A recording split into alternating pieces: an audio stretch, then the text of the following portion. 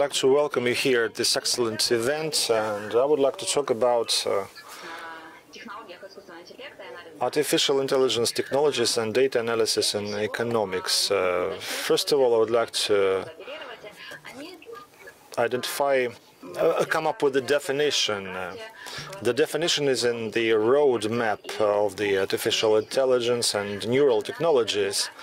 This roadmap identifies these sub-technologies.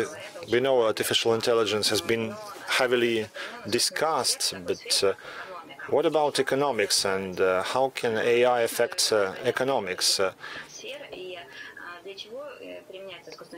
How can AI be applied there? First of all, AI allows to free a human being from routine work, to allow them spare their time on more creative tasks. AI technology allows us to come up with support with management solutions and automate dangerous work. AI allows to maintain communication between people. Speaking in terms of economy spheres, we just identify the highly developed ones where AI is in use already, and those where AI is just taking initial steps.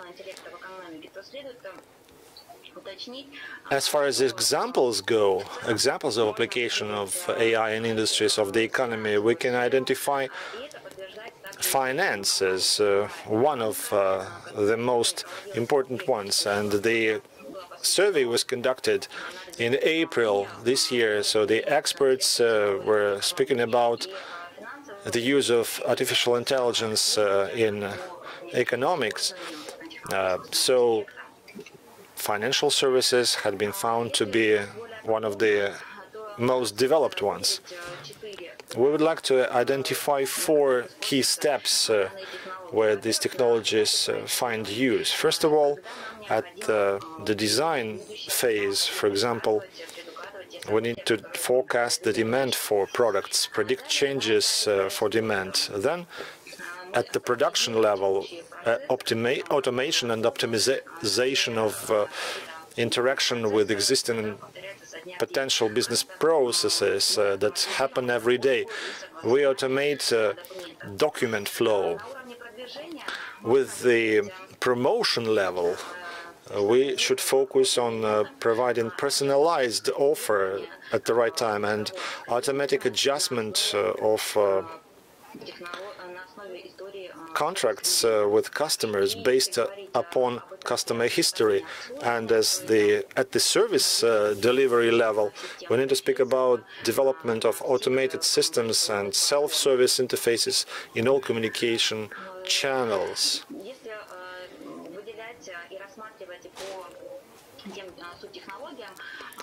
With the computer-aided technologies, the decision-making systems are most popular, and computer vision is the least popular.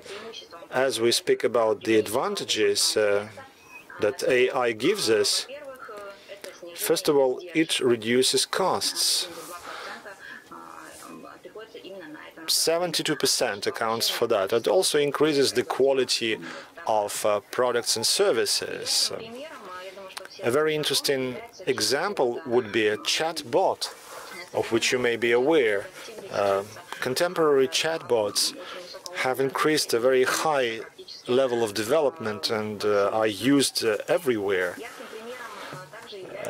We can also mention this digital robo-advising system, which, without the involvement of people, provides financial consultations. Many of you may be familiar with that. With data analysis tasks, it seems to be looking much easier. This technology has been tested already, and there are plenty of examples which have been existing for a long time.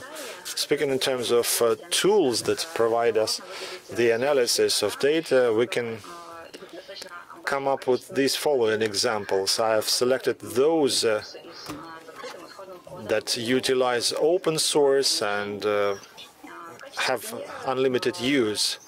As an example, I would like to show you the development phase of the system, which I conducted at one of the training courses with the use of the Orange system.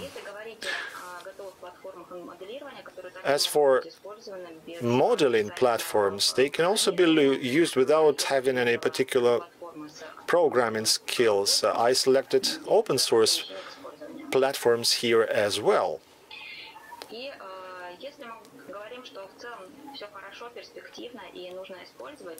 It's all good. It's all in good prospects. So why such AI technologies are not well spread in the economy? Why there are so many trends that not have been tackled yet with AI? Well, problems arise as we face AI implementation, like competent staff. We have good technical experts and economists. Somehow we don't have good linking experts, those who would link technical experts and those who specialize in their realm of science or economics, those who would be able to bridge this gap of understanding between these two parts. And then the technical capability and hardware